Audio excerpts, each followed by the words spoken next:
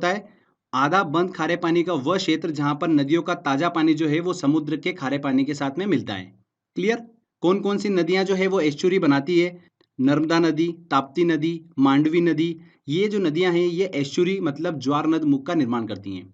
आगे लेक्चर में मैं आपको क्लियर करूंगा इस चीज को, बस इतना ध्यान रखिए कि एस्चुरी होता क्या है। आगे बात करते हैं, देखिए डेल्टा जो है ये क्या होता है। तो देखिए, नदी जहां पर सागर से मिलती है उस जगह पर नदी द्वारा बहाकर लाई गई मिट्टी के कारण जो मुख्य नदी होती है वो कई सारी धाराओं में बढ़ जाती है। तो उस सागर किनारे त्रिभुजाकार क्षेत्र को ही क्या बोला जाता है? डेल्टा बोला जाता है। डेल्टा जो होते हैं वो प्राय उपजाऊ मिट्टी का निर्माण करते हैं। ठीक है फ्रेंड्स, तो आपको क्लियर हुआ डेल्टा क्या होता है और एस्चुरी क्या होता है। ध्यान रखिएगा, गंगा, ब्रह्मपुत्र, महानदी, गोदावरी, कृष्णा, कावेरी, ये सब जो नदियां हैं ये डेल्टा का निर्माण करती हैं। आगे हम ये लेक्चर में डिस्कस करने वाले हैं। तो बस एस्चुरी क्या होता है और डेल्टा क्या होता है, आई होप आपको समझ में आ गया होगा। चलिए हम स्टार्ट करते हैं कि भारत का जो अपवाह तंत्र है, ड्रेनेज सिस्टम है, वो क्या है। तो सबसे पहले ये वर्ड को हम क्लियर कर लेते हैं कि ड्रेनेज सिस्टम, अपवाह तंत्र होता क्या है।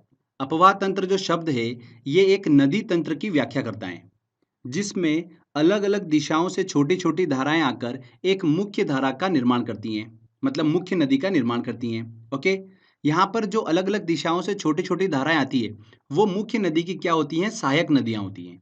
समझ में आया आपको? अपवाह तंत्र शब्द जो है एक नदी तंत्र की व्याख्या करता है। तो भारत के अपवाह तंत्र ड्रेनेज सिस्टम की हम बात करेंगे तो इसे हम दो भागों में पढ़ेंगे। कौन कौन से? देखिए स्ट्रक्चर समझ लीजिए पहले कि किस तरीके से हम इस टॉपिक को स्टडी करने वाले हैं। तो देखिए दो भागों में हम इसको पढ़ने वाले हैं। एक है हिमालयी अपवाह तंत्र और प्रायद्वीपीय अपवाह तंत्र।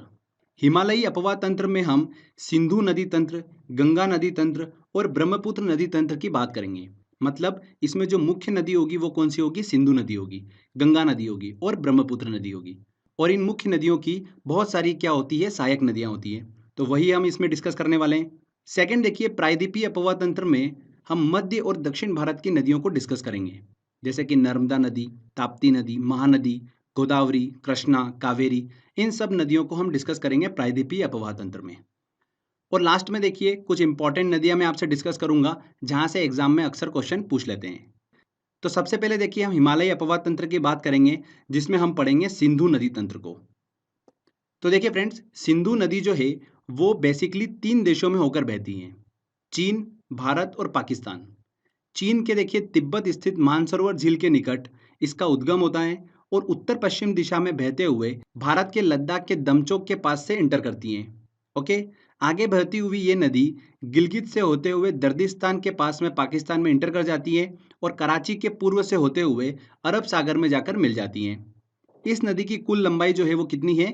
2880 किलोमीटर है। तो सिंधु नदी का देखिए उद्गम कहाँ से होता है? भारत के बाहर से होता है। चीन के तिब्बत स्थित मानसरोवर झील के निकट से सिंधु नदी का उद्गम होता है। भारत होते हुए ये पाकिस्तान में इंटर करती हैं और अरब सागर में जाकर मिल जाती हैं। ध्यान रखिएगा, भारत का जो लेह शहर है वो सिंधु नदी के दाएं तट पर स्थित है। ये एग्जाम में क्वेश्चन पूछ लिया था, इस चीज को आप ध्यान रखिएगा, कहाँ पर स्थित है? दाएं तट पर स्थित है। सिंधु नदी के देखिए अरब सागर में मिलने से पहले इसमें 5 प्रमुख इसकी सहायक नदियां जो है वो आकर मिलती है। कौन कौन सी? चेनाब, झेलम, रावी, व्यास और सतलज नदी।